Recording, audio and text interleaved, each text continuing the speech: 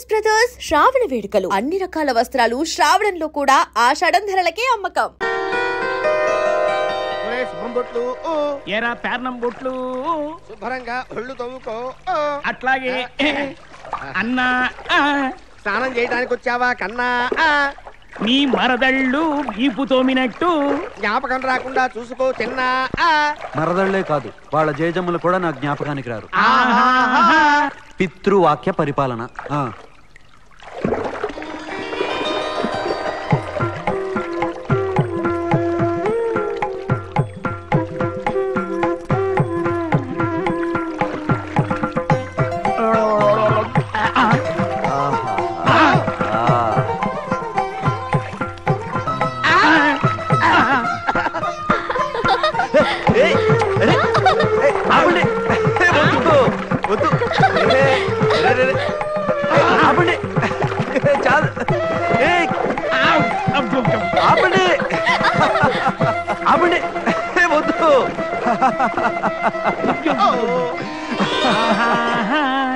మరదళ్ళు ఒళ్ళు తోమేశారా అన్నా? పితృవాక్య పాలనకు పెట్టావా గుండు సున్నా? ఏమీ కాదు, ఆ నిత్యాగ్నిహోత్రం చేసేటప్పుడు వాళ్ళు గుర్తుకు రారుగాక రారు. పితృవాక్య పరిపాలన. అన్న మనసు దిట్టం, నువ్వు నోరు ముయ్యి గొట్టం. ఓం కేశవాయ స్వాహ. ఓం నారాయణ.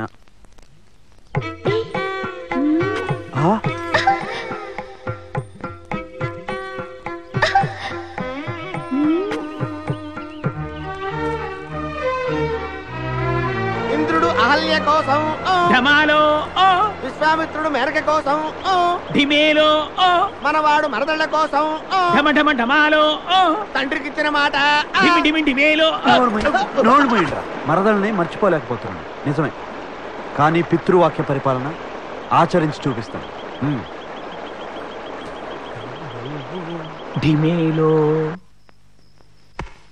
నువ్వు పడుకునేటప్పుడు నేను పరుపునైపోతాను, నేను దిండునైపోతాను. పితృవాక్య పరిపాలన.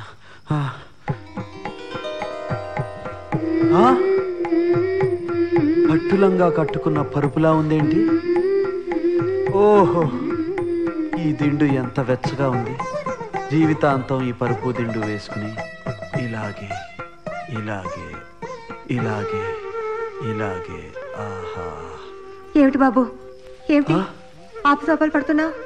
ఏం లేదు, మరదళ్ళు ఊరికే జ్ఞాపకానికి వస్తున్నారు. రాని వస్తే ఏ?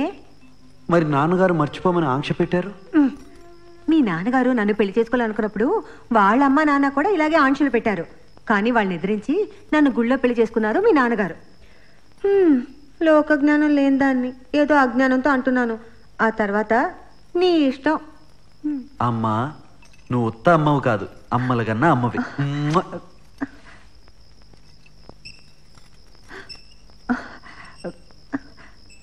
లోక జ్ఞానం లేని దాన్ని ఏదో తెలియక వాగాను, నన్ను క్షమించండి. తల్లంటే ఏమిటో కళ్ళారా చూశాను. లక్కమాంబ, లక్కను నేను, అంబవు నీవు. ఇక నుంచి నన్ను నా బిడ్డను ఏ పండితులు అడ్డుకోలేరు, ఆపలేరు.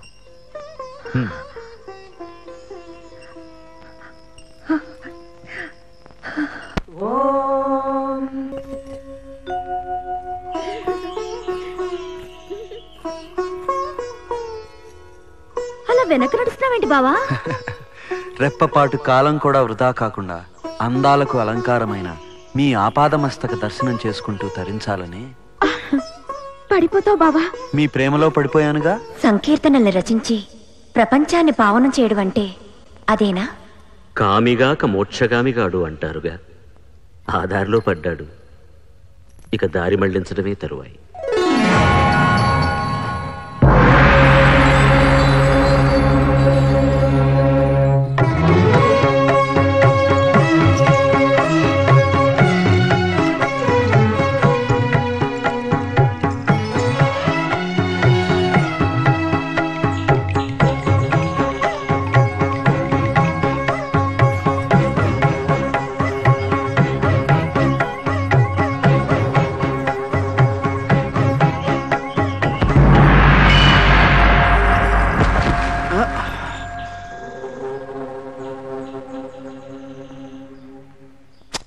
దారికి అడ్డంగా నిలబడ్డావు. ఎవరయ్యా నువ్వు?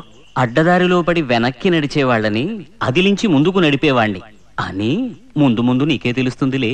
కానీ నీ సంగతి ఏమిటో చెప్పు. ఈ పూలగొడుగేంటి, ఈ పూబంతుల సేవలేంటి? నీ వాలకం చూస్తుంటే నిత్యాగ్నిహోత్రానికి కూడా నీళ్లు వదిలేసినట్టున్నావే. అబ్బే లేదే. వీళ్ల సోయగాల హోమగుండంలో, ఆరని తాపాల అగ్నిలో, అంగాంగ వర్ణనల ఆహా ఓహో మంత్రాలతో ప్రతిదినము నేను చేస్తున్నది నిత్యాగ్నిహోత్రమేగా.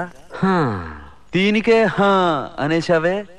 వెన్నెల నిప్పుల వానల్లో, ఒయ్యారాల నిట్టూర్పుల ఉయ్యాలల్లో సౌందర్య ఆరాధనలు, అధరసాగర మదనాలు, ఆలింగనాల సంగ్రామాలు, ఇక ఆ రహస్యాలు కూడా చెప్పేశాననుకో, సన్యాసానికే సన్యాసం ఇచ్చేస్తావు. ఈ మాత్రం సౌందర్యానికే ఇంత దాసులు అయిపోయావే. ఇంతకన్నా లోకోత్తరమైన సౌందర్యాన్ని చూస్తే ఇంకేమైపోతావు? ఇంతకన్నా సౌందర్యమా? ఉండదు కాక ఉండదు. అరే ఉందనుకో, ఏం చేస్తావు అంటున్నాను. అరే అనుకోవడానికి ఆస్కారమే లేదు అంటున్నా. అరే ఒకవేళ ఉంటే ఏం చేస్తావు అంటున్నాను. వీళ్ళ అందం కన్నా ఆనందప్రదమై, ఆద్యంత రహితమై, అనంతమై, నా హృదయమంతా నిండి నన్ను తనలో నింపుకునే సౌందర్యమై ఉంటే అరే ఉండదయ్యా స్వామి. అరే ఉంటే ఏం చేస్తావయ్యా? ఆ సౌందర్యానికే దాసోహం అంటాను. అయితేరా చూపిస్తాను. పద చూస్తాను.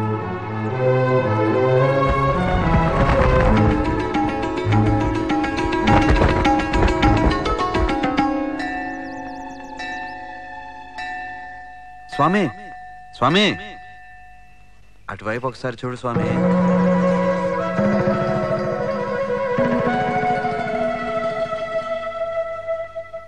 ఏం స్వామి, వాటిని చూస్తుంటే ఏమనిపిస్తుంది? సకల ప్రకృతికి ఆధారభూతమైన సృష్టి యజ్ఞాన్ని చేస్తున్న తల్లిదండ్రులను చూస్తున్నట్టు. కాని చ పాపాని జన్మాంతర కృతాని చ తాని తాని మన అన్నమయ్య చెన్నకేశ్వర స్వామి ఆలయంలో స్పృహతప్పి పడిపోయాడట. బావా బావా, ఏమిటి బావా, నేను విన్నది నిజమేనా? అవును బావా, వైద్యుడి కోసం మనిషిని కూడా పంపించాను.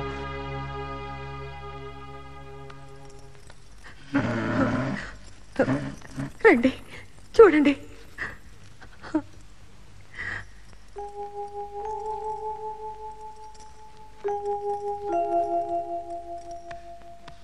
అపస్మారక స్థితి. నాడి కూడా అందటం లేదు. పరిస్థితి నాకే అగమ్యగోచరంగా ఉంది. ఇక ఆ పైవాడి దయ.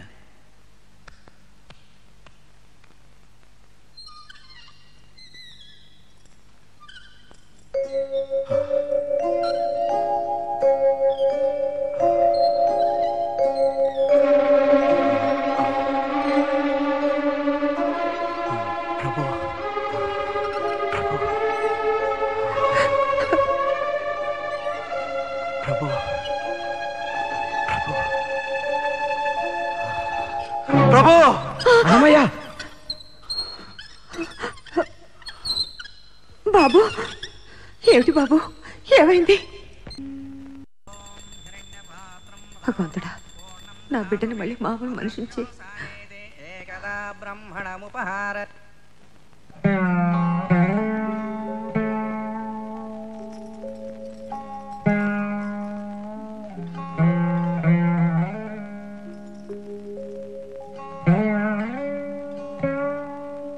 ఏమండి, 3 రోజుల నుంచి ఇదే వరసండి. పులకడు పలకడు. భోజనానికి రారా అంటే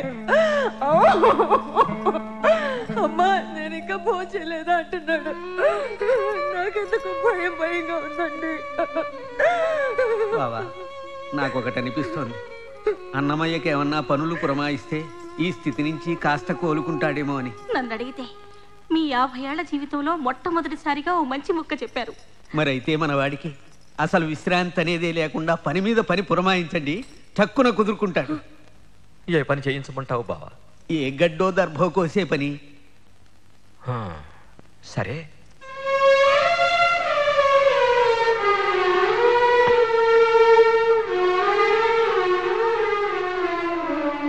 నాయనా అన్నమయ్య, అడవికి వెళ్ళి గడ్డి, అదే దర్భ, ఒక పెద్ద మోపు కోసుకొని ఇంటికి రా.